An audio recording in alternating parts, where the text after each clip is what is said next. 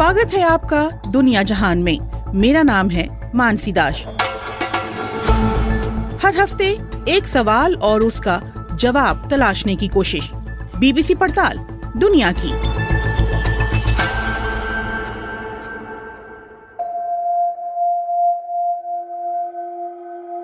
ब्रह्मांड में पृथ्वी के अलावा क्या कहीं और जीवन है, और अगर है तो कैसा? वैज्ञानिकों के लिए ये अब तक बड़ा सवाल बना हुआ है। इसी साल जून में अमेरिकी सरकार ने अनआइडेंटिफाइड फ्लाइंग ऑब्जेक्ट्स यानी यूएफओ से जुड़ी एक रिपोर्ट डीक्लासिफाई की, जिसमें कहा गया कि अब तक पृथ्वी पर एलियंस के आने के सबूत नहीं मिले हैं। हालांकि रिपोर्ट में एलियंस के होने की संभावना से इनकार नहीं किया गया है। बीते कई दशकों से वैज्ञानिक इस सवाल का जवाब तलाशने की कोशिश कर रहे हैं। वो पृथ्वी से करीब 4 लाइट ईयर दूर अल्फा सेंचुरी में जल्द जीवन की तलाश शुरू करने वाले हैं।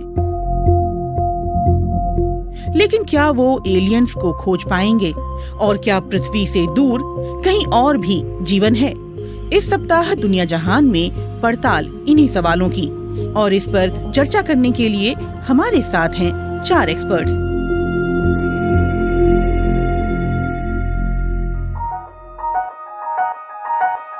पार्ट 1, कहां कैसे उठा सवाल। I think we're obsessed with extraterrestrial life because we Natalie Haynes लेखिका हैं और साइंस फिक्शन में दिलचस्पी रखती हैं। वो बताती हैं कि 2000 साल पहले, जब न तो स्पेस ऑब्जर्वेटरी थी और न ही अंतरिक्ष यान की कल्पना की गई थी, उस वक्त लूशियंस नाम के एक यूनानी लेखक ने अपनी किताब में पृथ्वी से दूर जीवन का जिक्र किया था। he writes this extraordinary piece called The True Histories. A true history नाम की अपनी किताब में लूशियंस कुछ यात्रियों की कहानी लिखते हैं जो एक बवंडर में फंसकर चांद तक पहुंच गए। इस सफर में उन्हें 7 दिन लगे, जबकि आजकल रॉकेट से चांद तक जाने में इसका करीब आधा वक्त लगता है। वहाँ चांद के राजा और सूर्य के सम्राट के बीच युद्ध चल रहा होता है और उनके पास अजीबोगरीब दिखने वाली सेनाएं होती हैं। लूशियंस ने चांद पर पंख वाले घोड़ों और विशालकाय गिद्धों का जिक्र किया है। उन्होंने अजीबोगरीब लोगों के बारे में लिखा है जिन्हें एलियंस कहना गलत नहीं होगा। इसके करीब 800 साल बाद 10वीं सदी के जापान में एक और साइंस फिक्शन कहानी द बैम्बू कटर्स डॉटर लिखी गई थी। The story is that a bamboo cutter is chopping bamboo and he sees this. ये कहानी कुछ ऐसी है कि बांस काटने वाले एक व्यक्ति को एक दिन बांस के भीतर तेज रोशनी दिखी। उसे वहाँ एक नन्ही बच्ची मिली जिसे वो घर ले आया और अपनी बेटी की तरह पाल पोस कर बड़ा किया। बाद में लड़की ने बताया कि वो चांद से है। लेकिन ऐसा क्यों है कि जिन पहली कहानियों में एलियंस का जिक्र है, उनमें चांद का भी जिक्र है? It was for a really long time and I suppose that's because ये बात सही है कि लंबे वक्त तक चांद के ही बारे में लिखा जाता रहा है। शायद ऐसा इसलिए क्योंकि धरती से चांद साफ दिखता है, लेकिन शुक्र या मंगल नहीं दिखते। लेकिन जल्द ही पृथ्वी पर मंगल भी चर्चा का विषय बना। 1870 के दशक में एक इतालवी खगोल विज्ञानी जियोवानी वर्जीनियो शियापरेली ने टेलीस्कोप से मंगल ग्रह को देखा और इसके बारे में विस्तार से लिखा।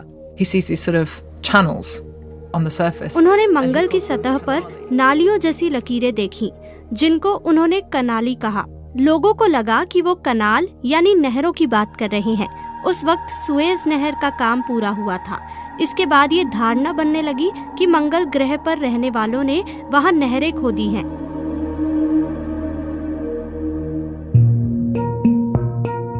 इसके कुछ साल बाद पोलैंड के एक पादरी ने अलेरियल अ वॉयज टू अदर वर्ल्ड्स नाम की एक किताब लिखी, जिसमें उन्होंने मंगल पर रहने वाले 9 फीट लंबे शाकाहारी लोगों का जिक्र किया। पहली बार उन्होंने इनके लिए मार्शियन शब्द का इस्तेमाल किया। Speaking from the roof of Broadcasting Building, New York City, the bells you hear are ringing to warn the people to evacuate the city as Martians approach. इसी दौर में रेडियो पर H.G. वेल्स की किताब वॉर ऑफ द वर्ल्ड्स का नाट्य रूपांतरण प्रसारित किया गया। इस कहानी को एक न्यूज बुलेटिन सीरीज की शक्ल में कुछ इस तरह सुनाया कि सुनने वालों को लगा मार्शियंस ने पृथ्वी पर हमला किया है।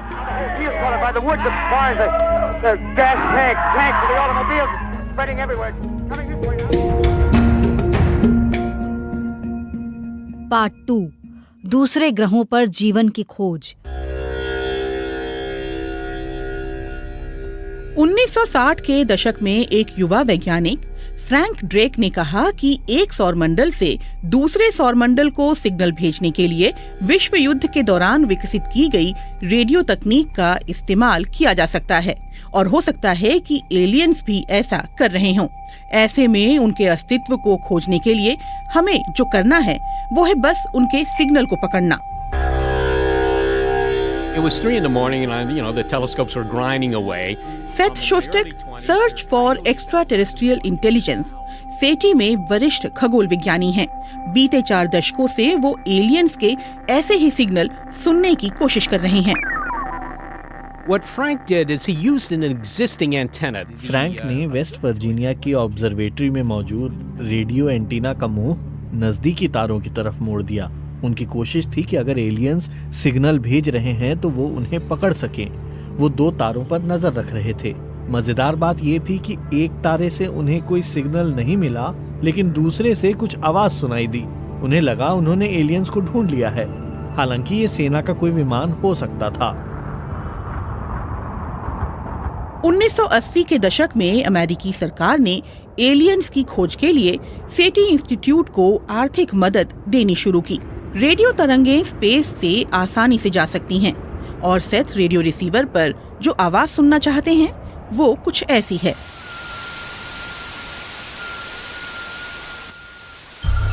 ये असल में किसी एलियन का सिग्नल नहीं है, बल्कि सेथ ने सिमुलेशन से इसे तैयार किया है ताकि समझा जा सके कि वो क्या तलाश कर रहे हैं। लेकिन मुश्किल ये थी कि इसके लिए उन्हें लाखों रेडियो फ्रीक्वेंसी को देखना था।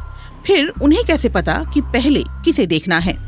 Well, that's a real problem. You could say, well, I don't know. ये बड़ी समस्या थी। एलियंस ने ये संदेश तो भेजा नहीं कि किस फ्रीक्वेंसी पर मुझे ट्यून इन करना है। ऐसे में मुझे हर फ्रीक्वेंसी चेक करनी थी, लेकिन ऐसा करना समय की बर्बादी थी। हमें ऐसे रिसीवर चाहिए जो सभी चैनल्स एक साथ सुन सकें। ओहायो यूनिवर्सिटी के एक खगोल विज्ञानी जब रेडियो टेलीस्कोप का डेटा देख रहे थे, उन्हें बेहद अधिक तीव्रता और फ्रीक्वेंसी वाले सिग्नल मिले। उन्हें लगा ये एलियन के सिग्नल हैं। When he was so impressed, he wrote, "Wow" next to it. Well, वो बेहद खुश थे। उन्होंने डेटा के पास लिखा वाओ, लेकिन उन्हें असल में क्या मिला हमें नहीं पता। आकाश के उसी हिस्से में कई और लोगों ने भी तलाश की, लेकिन उन्हें कभी ऐसा कुछ नहीं मिला। ऐसे में 2 संभावनाएं थी, या तो वो एलियंस थे या फिर पृथ्वी पर ही किसी चीज की आवाज थी। कई लोगों के लिए ये एलियंस के सिग्नल का उदाहरण था, लेकिन सही मायनों में सालों की खोज के बाद भी एलियंस के बारे में कोई पुख्ता संकेत नहीं मिल सका था। सवाल उठा कि सरकारों का ऐसे प्रोजेक्ट्स पर अरबों खर्च करना कहां तक सही है जिसका कोई नतीजा ही न निकले। 1990 के दशक की शुरुआत में सेटी इंस्टीट्यूट को मिल रही सरकारी मदद बंद हो गई, लेकिन ये एलियंस की खोज का अंत नहीं था।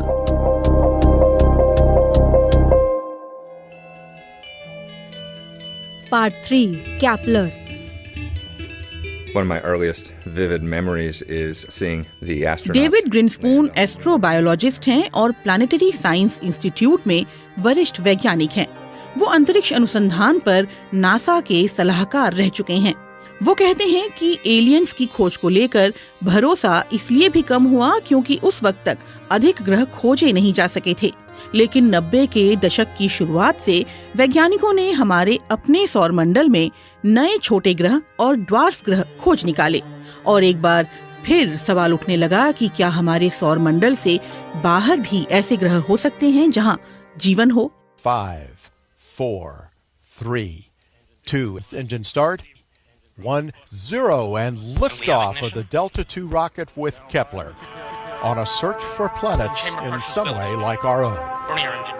मार्च 2009 में नासा ने केपलर अंतरिक्षयान लॉन्च किया। इसमें टेलीस्कोप वाली एक ऑब्जर्वेटरी थी जिसका उद्देश्य पृथ्वी के बाहर जीवन की तलाश करना था। So Kepler was a very clever idea. Kepler एक चतुर विचार था। ये ऐसा था कि धरती से दूर आप एक ऐसी जगह उसे रखें जहां से वो पूरे अंतरिक्ष पर नजर रख सके। केपलर कई सालों तक तारों पर नजर रखता रहा। उसका काम ये देखना था कि किसी तारे से आ रही रोशनी बदलती है या नहीं। And if the light of a star flickers, it might... अगर रोशनी में बदलाव आया तो मतलब ये कि हमारे और उस तारे के बीच से कुछ गुजर रहा है। ये शायद कोई ग्रह हो। अगर किसी तारे के टिमटिमाने में पैटर्न है तो पता चलता है कि कोई चीज उसका चक्कर लगा रही है। केपलर के जरिए कुछ ग्रह ढूंढने की उम्मीद थी, लेकिन 9 साल के अपने वक्त में उसने सौरमंडल के बाहर 2600 ग्रह ढूंढे, लेकिन इनमें से कितनों पर जीवन हो सकता है? We have rough estimates for the number of habitable planets. इस बारे में मोटा मोटा अनुमान लगाया जाता है क्योंकि हमें ये नहीं पता कि किन हालातों में जीवन पनपता है। हमारे सामने केवल पृथ्वी का उदाहरण है, लेकिन हम ये मान सकते हैं कि पृथ्वी के आकार का कोई ग्रह अगर किसी खास क्लाइमेट जोन में हो तो वहां जीवन की संभावना हो सकती है। इस हिसाब से कहा जा सकता है कि हमारी आकाशगंगा में ऐसे 30 करोड़ ग्रह हो सकते हैं। डेविड ग्रिन्सपून के अनुसार ये खोज वो क्रांति थी जिसने धरती के बाहर जीवन की संभावना को लेकर वैज्ञानिकों की सोच को बदल दिया। Most astronomers, most planetary scientists, most... अधिकतर खगोल विज्ञानी या वैज्ञानिक कहेंगे कि उन्हें भरोसा है कि किसी और ग्रह पर भी जीवन होगा। अब तक पृथ्वी के बारे में ऐसा कुछ खास नहीं पता चला है जिससे ये कहा जा सके कि जीवन केवल यहीं पनप सकता था। धरती पर एक्सट्रीमोफाइल्स जैसे कुछ जीवों की खोज भी हुई जो ये साबित करते हैं कि बेहद मुश्किल परिस्थितियों में भी जीवन पनप सकता है। वैज्ञानिकों को भरोसा है कि ये नन्हे जीव जो जीवन की शुरुआत का आधार रहे हैं पूरे ब्रह्मांड में फैले हुए हैं। इस नई खोज ने एक बार फिर एलियंस की तलाश में दिलचस्पी बढ़ाई, लेकिन सबसे बड़ा सवाल ये है कि अगर कहीं एलियंस मिल भी गए तो क्या? पार्ट 4 एलियंस मिले तो क्या करेंगे हम? My name is Stephen Dick and I'm an astronomer and an historian of Steven Dick खगोल विज्ञानी हैं और विज्ञान के इतिहासकार हैं। वो नासा में प्रमुख इतिहासकार रह चुके हैं। दूसरे खगोल विज्ञानियों की तरह स्टीवन को भी यकीन है कि पृथ्वी से परे भी कहीं जीवन है, लेकिन उन्हें चिंता इस बात की है कि इसका पता चलने के बाद क्या होगा। मुझे जितना पता है, न तो अमेरिकी सरकार के पास और न किसी और के पास इसकी कोई योजना है कि अगर कहीं एलियंस मिल जाते हैं तो इसका क्या असर होगा। स्टीवन डिक कई सालों तक नासा प्रायोजित एलियन लाइफ प्रिपरेशन प्रोग्राम का हिस्सा रह चुके हैं। वो कहते हैं कि हमें अब तक यही नहीं पता कि जिन्हें हम खोज रहे हैं वो हैं कैसे और हमसे मिलकर उनकी क्या प्रतिक्रिया होगी। Well, that's right. We can't take it for granted that aliens are going to be good.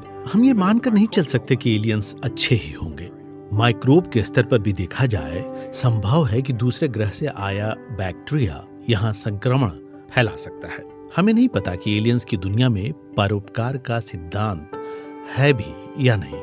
लेकिन क्या ऐसा भी हो सकता है कि जिन एलियंस की तलाश हम कर रहे हैं वो हमें ढूंढ रहे हों और हमसे मिलने पृथ्वी पर आ जाएं?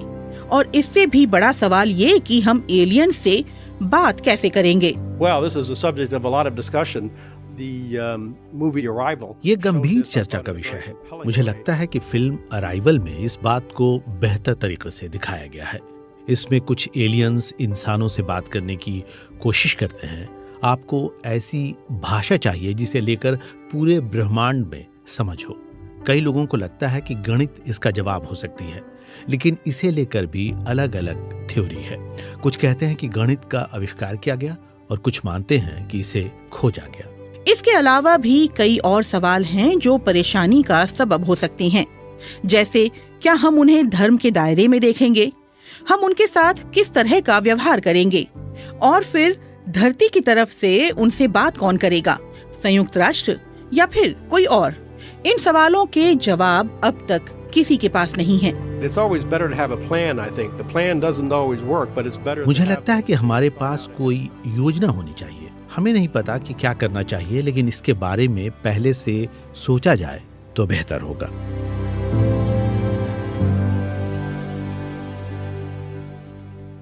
लौटते हैं अपने सवाल पर, क्या वाकई में एलियंस हैं?